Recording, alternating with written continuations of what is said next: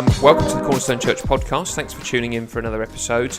If you want to browse our website, you can find lots of other things that we've done and sermons that have been preached in the church and all kinds of things. And in this episode, we're going to do, which is slightly different to what we've done before. We're going to talk about what we've been watching on telly and why we've enjoyed it, and also thinking about what it teaches us about humanity and this life that we live, and how it's reminded us of some Christian truths too. So we're basically going to talk about 3 or 4 shows that we've enjoyed, and just kick them around a little bit and talk about why we like them. Is that right? So we're here with Pete's here. Hello. Rory's here. Hello. Ben's here. Hello. And I'm here, Tom. We're all pastors at the church, and so that's what we're going to do for this episode. So shall we begin with Race Across the World? Without spoilers for those who haven't finished it. Oh, you can't do that. Oh, no, mate. No, and they're not spoilers. You have to grow up. No, and it has finished. You can't live in a world. Yeah. Yeah. Pause this now if you don't want spoilers. Yeah. Okay. Go and watch it. Imagine and then if you come back. treated the Bible like that. Spoiler You know, when we warning. go to spoil the end. Yeah. The resurrection. Yeah. Yeah. Yeah. Okay, so Race Across the World, it's in its... I mean, you'll have to forgive... I think some of the facts on these shows may not be accurate, but I think this is the 4th season. Was that right? Third It's season. the 3rd season, the first fact wrong. If you haven't seen it before and have never heard of it, the idea is that they take 5 ordinary couples from all walks of life, and they put them on this incredible journey where they've got to go from one side of the world, or from one side of a continent, or in this recent series, one side of a very big country to the other. And they've got a small-ish budget, and they are not allowed to use, they're not allowed to fly, but they can use all other means of transport. And, the budget is the price of the plane ticket. Yeah, That's right. Yeah, Oh, and they is that haven't got right? a mobile phone, have they? That's right, they haven't got a No, mobile no. phone. You can use other people's, but they can't use. They can't carry one Yeah. with them. Yeah. Yeah. So this last season has just finished, and they raced from Vancouver in the west all the way to St John's, which is the easterly point of Newfoundland, and it took them 51 days, thousands of kilometres. And you just follow over the weeks their progress. They're given a different destination at the end of each episode or the beginning of each episode, and they've got to make it there, and they're just racing. It's quite a sort of simple formula, isn't it? So you watched that, Ben, didn't you? You've watched it, Rory. Yeah. You've watched them in the past. I've Is that only right? Okay. I because you were all talking about it, I thought I'd better watch it, and I Yeah. got the wrong one. I watched the series 1, Oh, okay. which was one, it was Yeah. to Singapore. Yeah. Okay. So, I mean, you have, and I think you have as well, used it in sermons. Yeah. What have you liked about it? And what have you enjoyed it? First, Rory? I feel like your Yeah. passion for it I mean, yes. stronger. Me and my wife love this show. I think it's just fantastic to watch a journey, and one of the lovely things about it is you invest in these couples, and you invest in their relationship, and so you see them grow, or you see them having to problem solve as they sort of work across the world. Do they work? Do they have to take a night bus? It's all quite good stuff, and I think also that they take different routes makes it quite interesting. And then the excitement of just trying to get to each checkpoint first. When you say It's do they work, they have to work to get a bit Yeah. more money, don't they? Yes, because they're on a Yeah. budget. And they're given places Yeah. where they can work. Yeah. Yeah. And then obviously, so yeah. Because so, if they took a first class train all the way across, yeah. they wouldn't be able to afford it. So No. Yeah. And so they have to. So that if the budget's running low, they might work, or they might work for bed and board. So that then takes it easier for them. And so that's always exciting to see. Do they do that? Do they work now? And they're delayed. And then obviously, as you're watching that, you're turning to whoever you're watching it with, and you're saying, what would we do? Yeah. I'm of the mind, I'll just take night buses the whole time, working Yes. the day. Yeah, but yeah. I don't think you might not be allowed to do that. So No. yeah. Yeah. And they go and see sites, don't they? Yeah. And I don't know this for sure, but I think the producers would encourage them to do stuff like that. Yeah. You know, if you're going past the Niagara Falls, it would be really nice footage if you went and had a look at it. So That's the bit I don't really understand, because if you really are in a race, why are you going off to see sites? I don't one of the get that. One of the things I find because interesting it is a about program, it, isn't it? they start off like absolutely determined to win and actually there is an intensity to win the race the whole way through, but there's something happens sort of midway or 3/4 of the way through where they realise that the preciousness of the experience is the experience, not the 20 grand at the end, because it's quite a pathetic amount it's of money. not that much, No. 20 grand. For TV. No. You can go on Pointless and win. What's that? So it's 2 months, isn't it? 2 months. Yeah. 51 days. About 2 months. So- About 2 months, so it isn't that much. No, but compared to what you can win on other TV Oh, shows, yeah. the money Yeah. is not that much, really. Yeah. No. But people then end up confessing on the camera that they have been going through these countries and not really taking them in, and they start appreciating them, and they find the jewel of that experience being that rather than the getting towards the end, isn't it? Yeah. Yeah. As some of these new shows are doing, which I think is quite interesting, am I right in saying that it's a mixture of ages? Yeah. Yeah. And they're not just doing young people. No.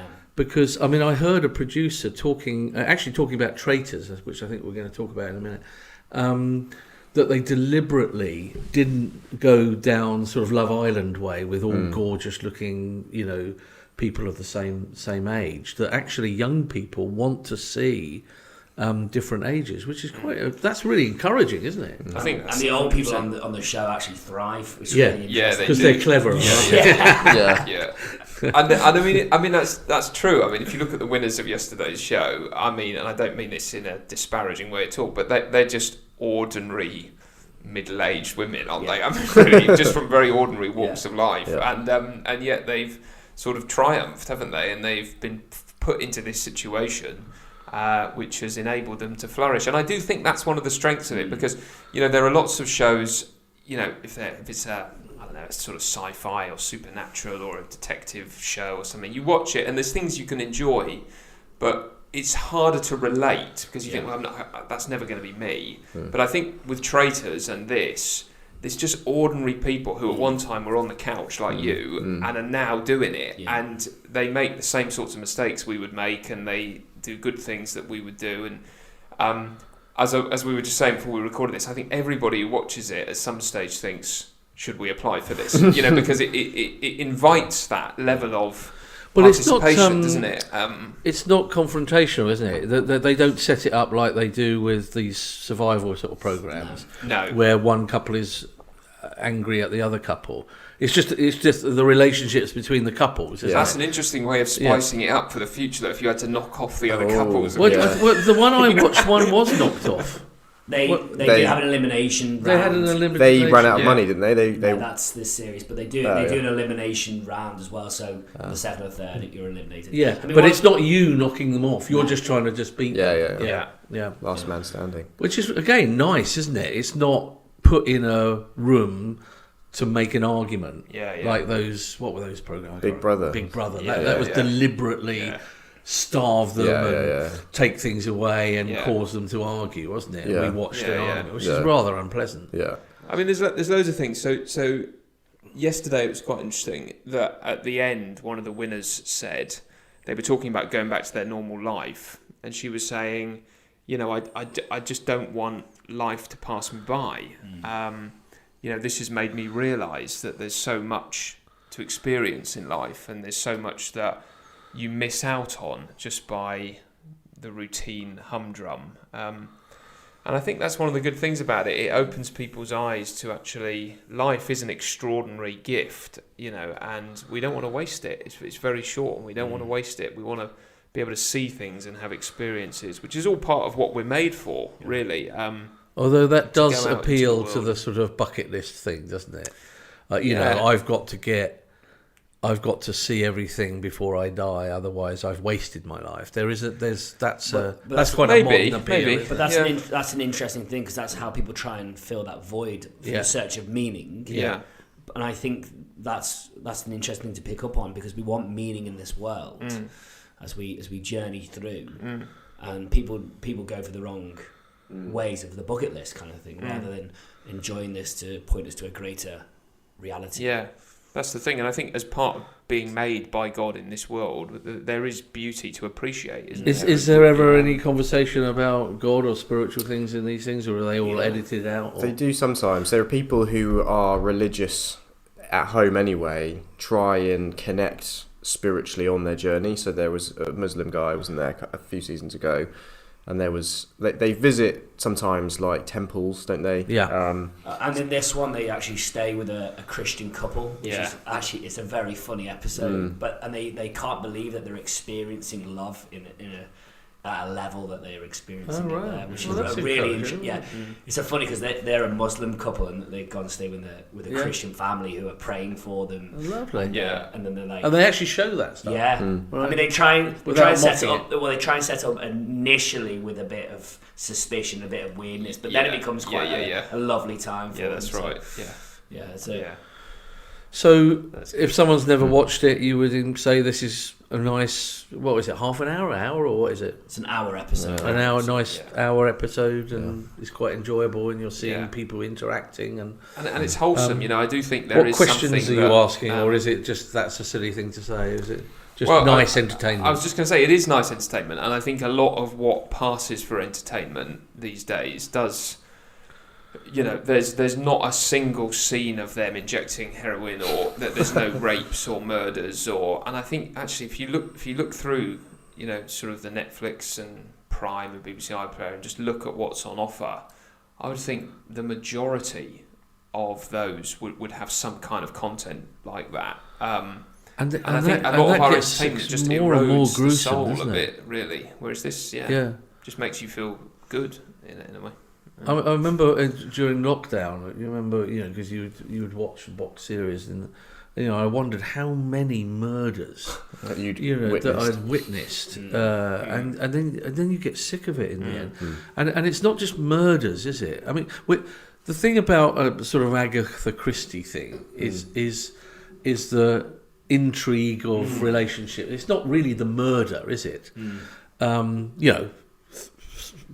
And there's something slightly classy about murders, isn't there? Yeah, fell down the stairs, and now everybody's, and all the people. But the main thing is the mystery in discovering who did it and how they did it, isn't it? But I think some of the stuff is just gruesome, and the way they treat it's odd women and children in a lot of this. They always have to be cut up or something like that, or. They can never just fall down the stairs. Do you know what I mean? Or be pushed down the stairs. So this is wholesome stuff. Is there anything else to say about it? I think that one of the best things is people. So as they're travelling around, it's their interactions with other humans. That they enjoy the Niagara Falls, they enjoy the mountains in South America and stuff. But they love people. They fall in love with people, and that's very telling, isn't it? That the most precious thing in creation is humans, because we're made in the image of God. So this is like a sort of travel show, so you can see the whole of Canada. Yeah. Like someone would take you through one of those travel shows, but you've got the intrigue of relationships and people and a race. And when they stay with people, it's just lovely to see people interact with other people. And I think that shows us that we were made to be in relationship. And we desire community. Again, which points us to a greater reality, that actually there is a community on offer that actually fulfills our needs and wants. Okay, shall we move on to Traitors? Yeah. I mean, Traitors is interesting because that is set up to be against each other, isn't it? Yeah. But not quite like a Big Brother thing. No.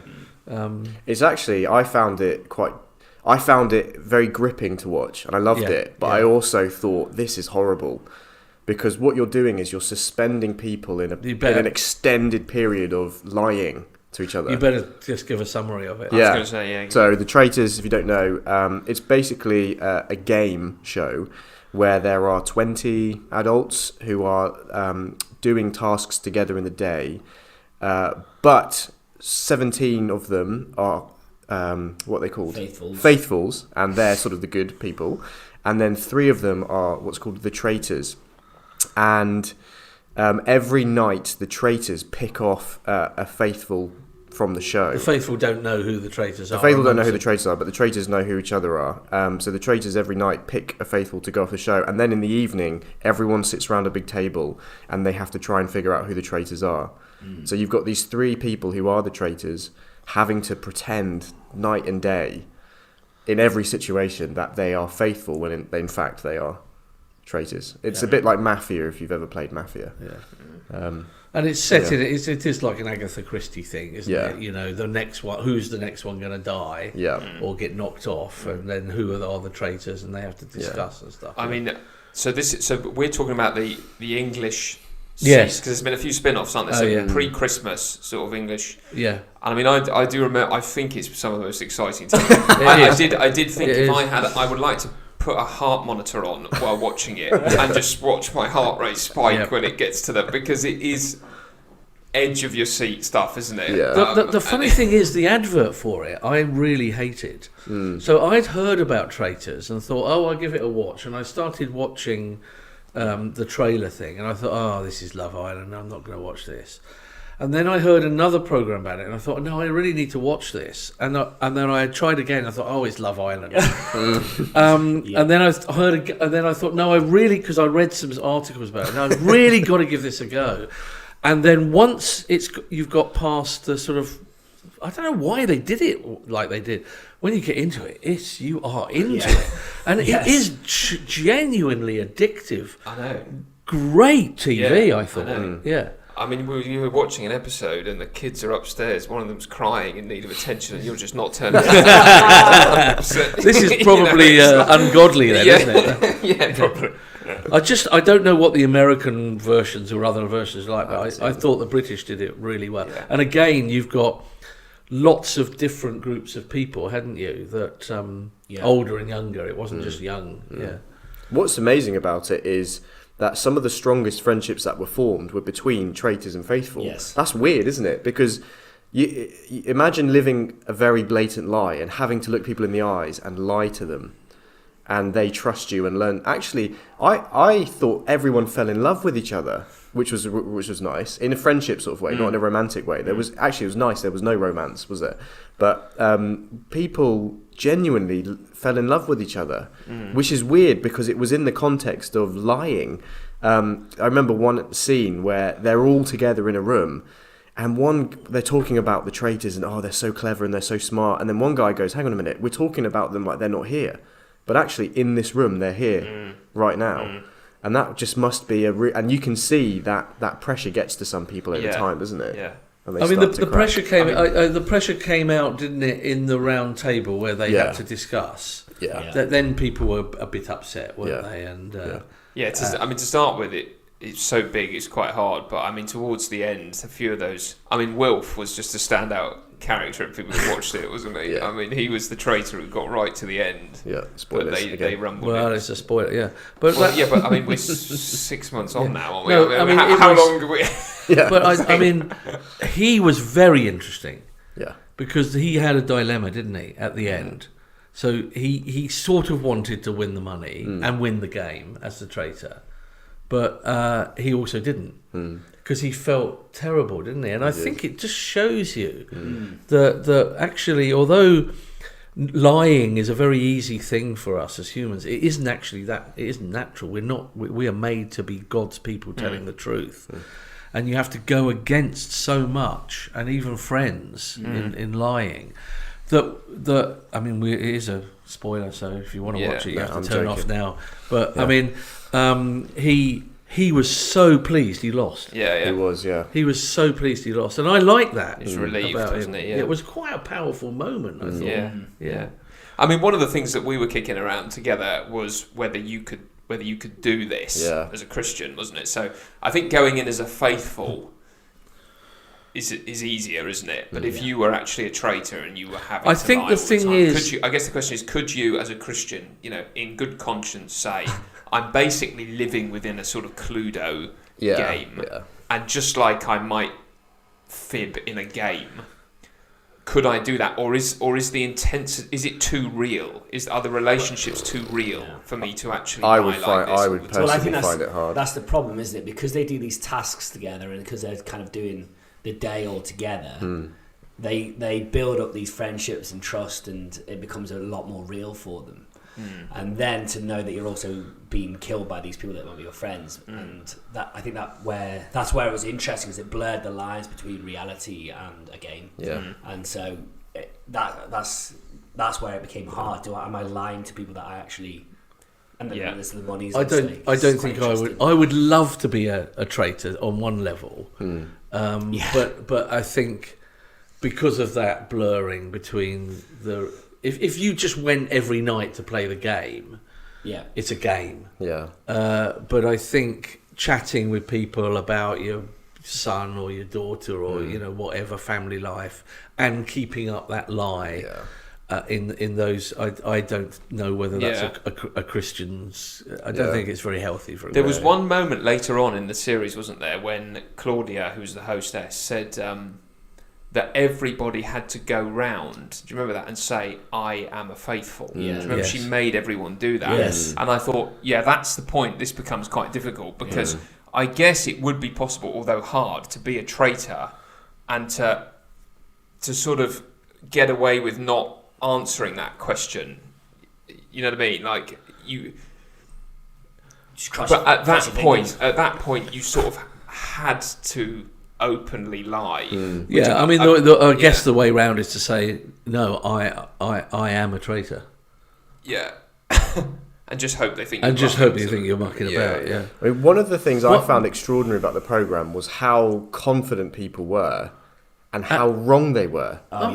Because even when they were doing that thing, when they were going around saying, "I am a faithful," people would pick up on things that they were convinced. Like that one woman didn't drink. Do you remember? And she was like, "You didn't toast when all of us toasted," and she was actually she was a faithful. And they would say things, wouldn't they? Like, "I'm 1,000%, 1,000% sure. I'm 100%, and then 1,000,000% faithful. I'm 1,000,000% faithful." And they would say, "I trust you. 1,000% I trust you." I found that very interesting. That how easily people would trust someone just because they said they were faithful or because they were friends with them. That's what I wonder about a second series. If people, obviously, if you go on it, the second series, you would have watched it. And I would have thought you would have picked that up. That you actually can't trust anyone. But even within the show, they didn't pick up. So they would go, "I'm 1,000% sure he is a traitor," and he would stand up, and then the light would come on him, and he'd say, "I'm a faithful," and cry and walk off, and they'd all be heads in hands, and they still wouldn't learn. The next day, they would go, "You're the traitor." This was probably my only problem. My only problem with the show was that to win, you had to be quite thick. Because they were always saying this person's definitely a faithful, and they were always a traitor, and this person's definitely a traitor, and they were faithful. And then if anyone got close who had actually used their brains and tried to work things out, they then got killed off. So there was no. It meant that you just had to be a nice, quiet guy. Was she Welsh or something? She was the murderer. The traitor. Yes. Now she was brilliant, and then was turned upon by the bloke who won it. Yeah. But if you watched her, and it was interesting. She would always be sitting in and people would say, "Who's the traitor?" And then someone would say, "Well, what was her name?" I can't remember. No, you could be the traitor. And she said, "I definitely could. And then you watched her. She would bring it. Absolutely. Of course, it's the game. But I know I'm not. But have you thought of Fred or whatever? You just cast a shadow. And she over someone always else. turned it round. And I think, personally, I don't know. If I was sitting there, I think I would have. Yes. I mean, it's easy to say. I think I would have clicked on her because it was too much. She was too. But there we go. It was fun. The thing that I was thinking off the back of that is it's a really good example to show people of how wrong they can be when they're certain of something. Absolutely. So people who think there's no God, or people who think the Bible is irrelevant or out of date, or there are contradictions, they're like, "I'm 1,000% sure that the Bible's full of," and you're like, look how easy it is to be wrong, to stake your life on it, because they would even say things like, I would bet my life on them being a traitor. And Yeah. it turns out they're not a traitor. So you think, well, hang on a minute, you just put the weight of your life on something that you were wrong about. Yeah. So, why don't you push other things you think you're certain about and acknowledge that you might be wrong about some stuff? And also their confidence in themselves. They would give a reason. I'm a magician. I know how to read people. So therefore, It's so silly. it's like That's ridiculous. the So worst your of them, confidence is based on such worthless things, Yeah. rather than hard evidence that Yeah. you see. Yeah, no, it's a good observation. People can be sincere, can't they? But sincerely wrong. Yeah. Yeah. And no one doubts themselves. No one thinks, oh, hang on a minute, I'm quite sure they are, but, I've been wrong so many times before. Their confidence only grew. the number that they used before they said percent increased as the show went on. It started off saying, I'm 100%, and then it was 1,000%, and it was like, oh, no, 1,000,000%. Yeah. I thought as well, I mean, I don't know whether this is controversial or we may even have to cut this bit out. But the woman, the dwarf or whatever she was, I'm just trying to think what I was going to say.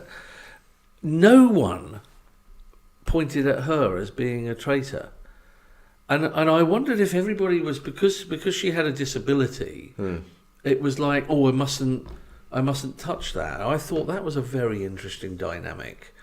Whereas I would have had her down. I mean, she wasn't a traitor. No. But I would have had her down as a traitor. Towards the end, they suspected her, didn't they? But I yeah. think, and the older lady as well, Oh, yeah. because she was older, and I just wondered why no one was prepared to point, because they might be saying, Yeah. oh, if you point at her, you're pointing You're at always the, pointing at others, sort of thing. there's someone who's got a disability. Yeah. Do you know what I mean? We mustn't touch the one Right. with disability. Yeah. Yeah, that's what I wondered. Yeah. Yeah. Interesting wrong. how hard people found it to be accused of something that they wasn't true. People Yeah, would be yeah. in tears Yes. being accused of being a traitor. Yeah. It's an awful thing, isn't it, when people turn on you and Yeah. point at you. And I think in the end, there's something quite exciting about watching the lies succeed and watching the lies fail. But in the end, what keeps you is that the truth will out in the end, and you're just waiting for the truth to come out. I think if the show was just constant, like there was never a resolution, that the liars never got found out, that the truth never got discovered, people would grow a bit sick of it in the end. I think what keeps people is the thought that in the end the truth will come out and Yeah. people will know who's who. Yeah. And maybe that speaks to some longing within us, that in the end we want truth to sort of triumph, don't we? Good And- things to be. I mean, it's a horrible word, traitor, isn't it? No Yeah. one really likes that. And the word liar, no one likes to be called a liar, do they?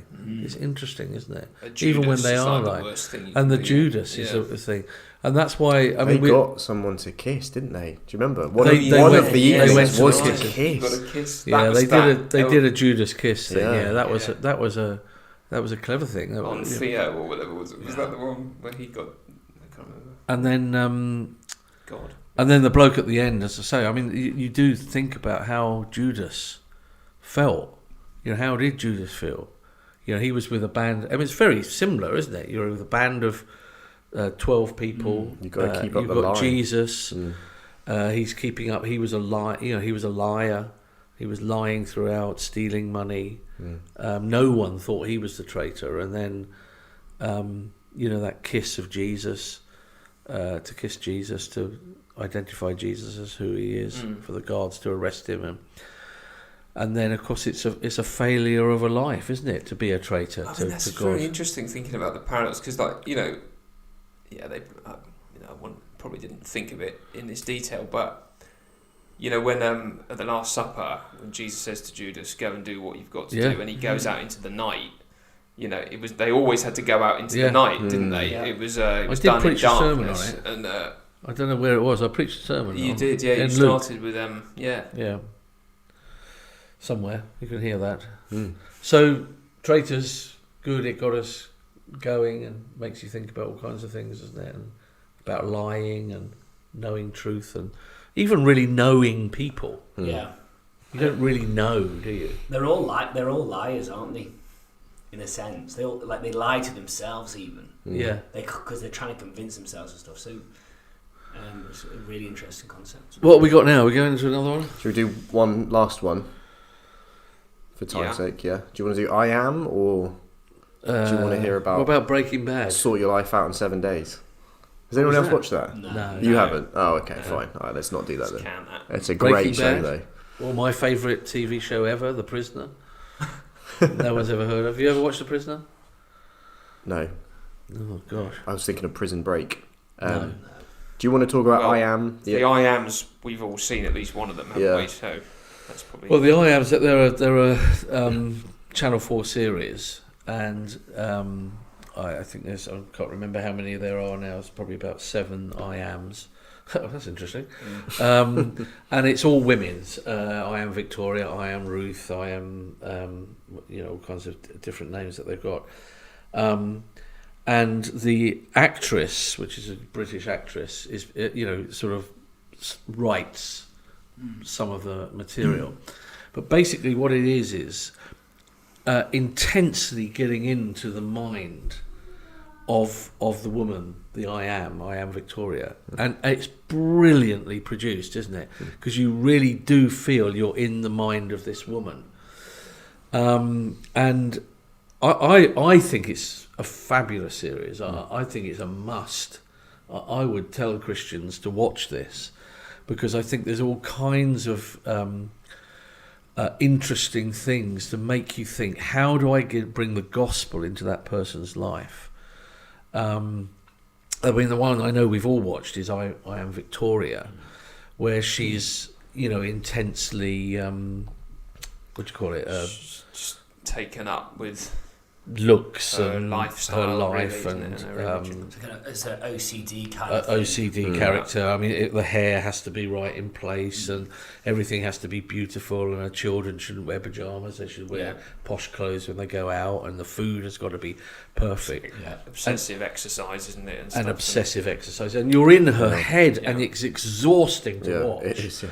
It's not a travel across the world, is it? It's a sort of, you can have a nice drink and some popcorn. And a laugh. And You wouldn't have a popcorn with this, would you? No. You're intense, You and wouldn't at apply to the me end you're shaky, but you are in her head. Yeah.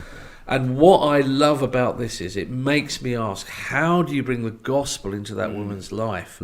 How would you pastor her? Yeah. How would you speak into her life? Now, it'd be very hard to get into her life because she's so closed with her perfection.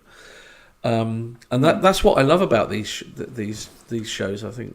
Yeah, I mean, the one you've just talked about there, I'm Victoria, is it? And what's amazing about that episode is her OCD just shows that she's totally enslaved, and in a row, she's pushing everyone else, her husband, her kids, everyone else. It's just her, and she's enslaved by this sort of situation that she's in. And she kind of yearns for freedom. So there's 2 amazing scenes where one, she puts her hand out the window and she just feels freedom, maybe Fresh air. and then the only one time she goes out, the problem starts to be resolved. So there's real chains there, and I think that the gospel really speaks into that situation, doesn't it? Because Christ comes and says, "I'm proclaiming freedom for the slaves," and he brings a fiercer intensity than we can even comprehend. So he's someone who can really free us from our slavery, and I think that was really a really striking episode to show that slavery sort of stuff. I think so, and that's what I loved about it. Yeah. It was the opposite to the gospel. Yeah. And the gospel is the balm that all these people need. You just think, how do you get it into their life?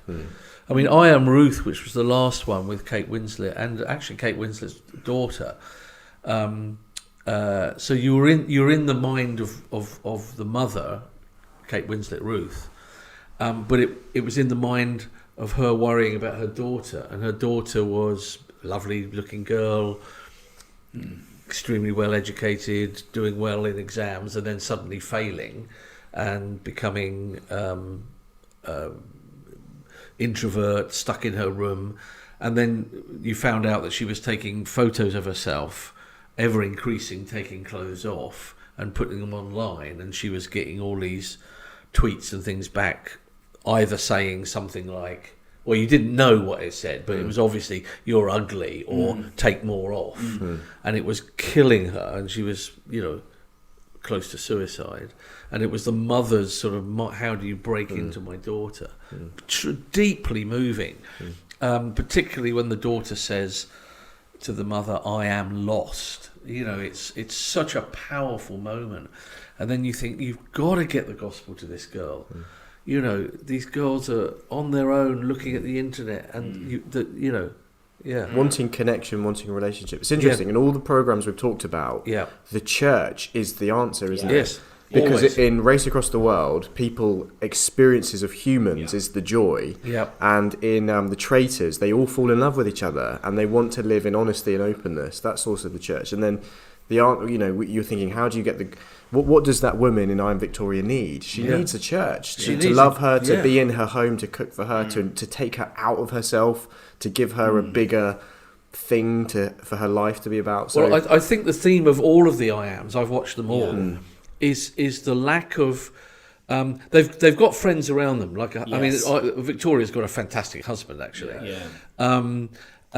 They've all got friends, but they don't sort of use their friends. They're always in their own head. This is the brilliance of it. So there's one where a girl is going out with a dodgy bloke, but she never takes the bloke back to her flatmate. Her flatmate would have said, "That bloke's dodgy. You don't go out with him," and she doesn't realise that until the end. And again, it's. I think the whole thing was friendships. And then when you think about how church should really work as a family, it really is the answer. Well, the one that we were watching, me and Jerusha, was the one where there's a woman whose partner leaves her. She's got 2 kids, and she's financially in all sorts of trouble.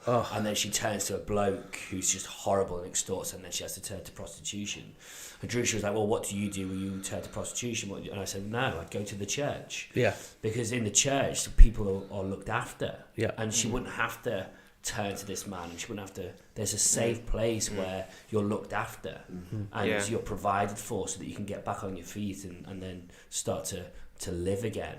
Whereas they just don't have that in this program. And that's a very good episode, that one, isn't it? Because in one sense, who can blame her for the decision that she makes? Because her kids are just eating slices of basic white bread every evening, and in order to give them a life, she's sort of got to go that route. And so it is saying there must be a bigger answer than this.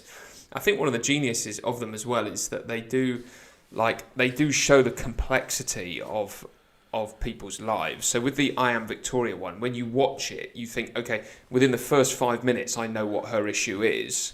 But the more you watch it and the more you think about it, you realise, no, maybe it's not as simple as that.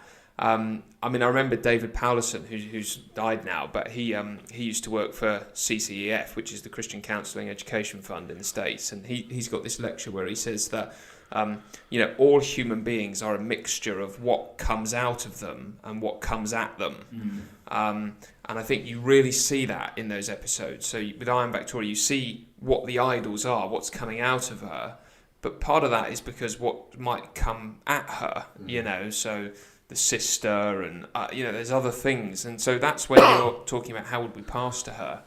That's one thing those programs help us to remember, isn't it? That it's not, we're always a mixture of what's coming out and what's coming at us. And trying to help people is working out those different things. It's very helpful. Yeah, it's good. Yeah. It's not the show that you, as I say, you sit back and have your popcorn. I know a number of women that have watched this and are absolutely, exhausted after it. But this to me is what I love. I love this stuff because it helps me think and analyse people. And so personally, these are my top shows, really. Good. Do you want to talk about The Prisoner? You've never seen The Prisoner. I think we should stop 1960s show, mate. You need to watch it. All right. Yeah. Maybe Danger next time. Man. Yeah. What's the theme tune? Thank you for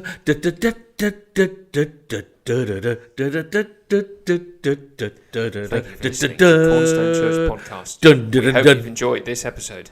Oh, I wanted you to carry on. It's going to fade out, backing fade out. Yep, thanks for tuning in, and do keep your eye out for future podcasts and discussions.